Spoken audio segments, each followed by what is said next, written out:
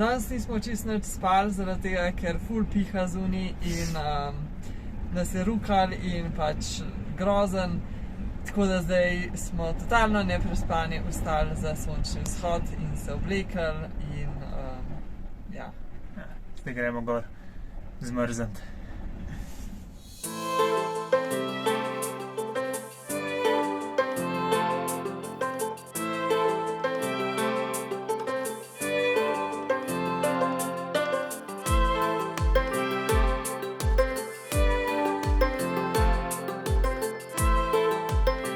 Nemrod Dagi sega v prvo stoletje pred našim štetjem, ko je takratni kralj Antiochus I dal na vrhu gore zgraditi grobnico.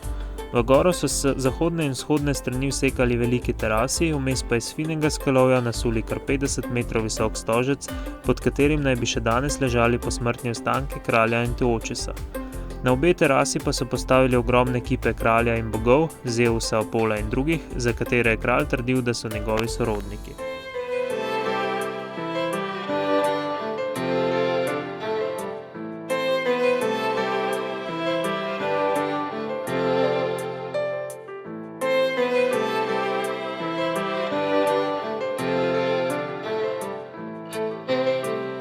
Smo nazaj in smo preživeli, čeprav komi, res je bilo ful mrzlo.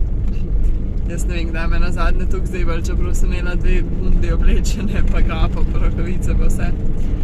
Ampak ja, drugače fora teh skal je, oziroma glav, da sta 2 terasi, ena obrnjena proti vzhodu in ena proti zahodu in zato večina ljudi hodi na vzhod oziroma zahod sončni, oziroma to verjetno prodajajo, ker jih z minibusi gor peljejo.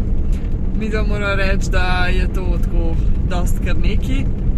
Mislim, same skale so zanimive, ampak komod prideš zjutri, ko je še sonce pač iz prave strani svet, ampak ni pa milijon ljudi, zato ker na vzhod res ful velikih je z minibusi pride in potem gor čepijo in namesto da bi potem v lepi svetlobi slikali te glave, oni slikajo oziroma snemajo sončni vzhod, ker pač čisto drugače sonce vzhaja kot kjerkoli drugje na zemlji.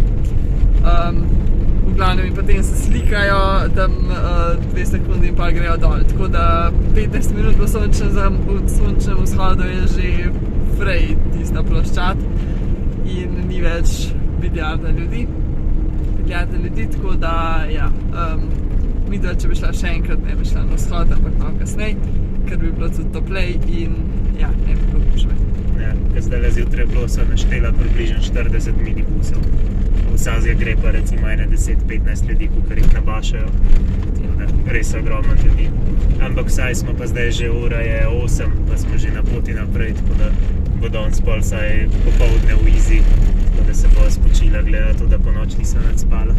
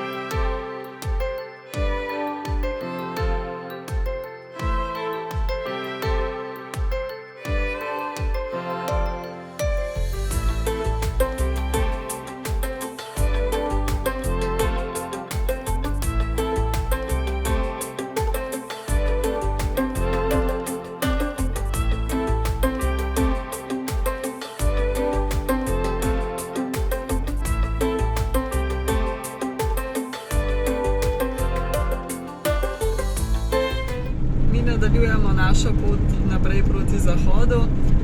V bistvu se s tem zaključuje ogled vzhodne Turčije. Mi gremo zdaj proti Kapadokiji, do tja imamo še enih 400 km, ampak na srečo so ceste v Turčiji zelo dobre, tako da bo to 1-2 dni bomo tam. Danes gremo v tisto smer, pa bomo nekje na poti prespali. Je pa sicer že popoldne, jaz sem imela dopoldne na delo, tako da ja, bomo zdaj popoldne izkoristili, ker je lepo vreme za premik. Pa upamo, da bomo daleč prišli.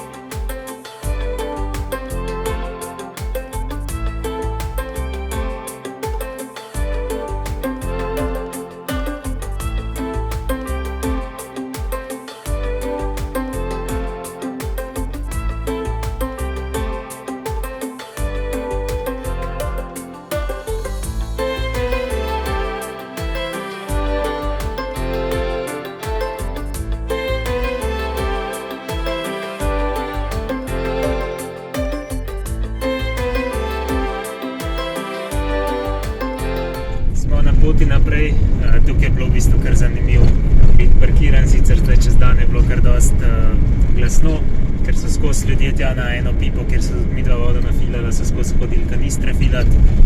Še bolj zanimivo je pa bilo, da so skozi traktorji hodili noter v reko, traktor oprat, tako da so noter v reko zapeljali, pa malo bolj tam po reki bluzili toliko časa, da so se jim kolesa okrog čisto zavrtela, da se vse sprali. Tam so še en avto odprali, tako da je, ker je imel traktor kiblo in je zajel vodo in spustil dol na avto, tako da imajo zelo inovativne načine pranja avtomobilov. Je bila pa tudi ena kužika spet tukaj in že včeraj sva 3 mladičke videla na poti in jih nahranila. Zelo je bila velika skušnjava, jo vzeti ali ne, ampak ker je pred nami še ful vožnje, je raj nisva. Čeprav so je res komaj pustila, ker je bila ful scrklana in ful luškana. Pa mehka.